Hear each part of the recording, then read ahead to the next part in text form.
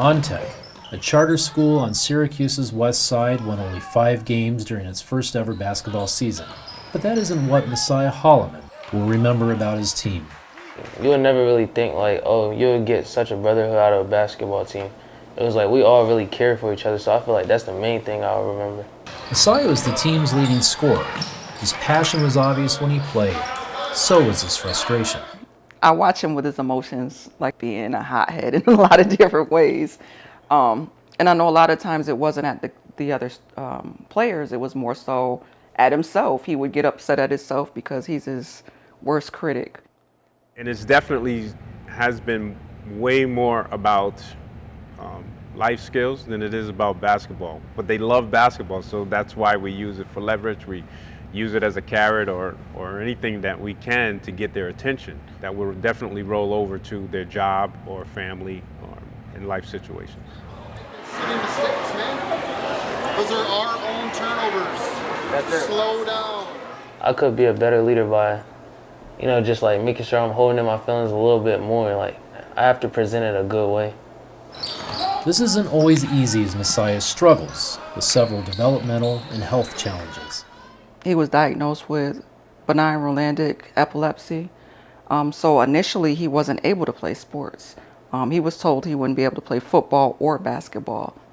Messiah overcame his epilepsy, but they also discovered he suffered a form of ADHD challenging him emotionally and in the classroom.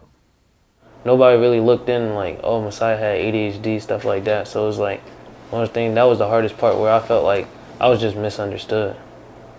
We've gone through quite a bit of different things throughout our life or his life, and just being able to overcome, keep a smile on his face. One of those hurdles to overcome was simply finding a place to sleep. Experiencing homelessness was hard. At the time, the first experience of it, we were just getting down to Tennessee. He was 5 years old, and having him get up at 6 a.m. every morning and walk miles to school, stand outside the school and wait for it to be open, and then get out of school and have to find something for him to do until 6 o'clock in the evening was a hard transition for him, because at 5 you don't understand what's going on. Messiah, despite it all, dug deep within himself. He's one of the strongest kids I know. He never lets anything that he goes through, any obstacles, any situations, beat him down. And a lot of times, he may not know it, but Mom pulls a lot of strength from him because he's a rock solid kid. Even when it hurts, he's still trying to help somebody else. He's still trying to put a smile on somebody else's face. And it's remarkable how he can just bounce back. Messiah is still discovering just how strong he really is. The basketball court is his favorite place to learn.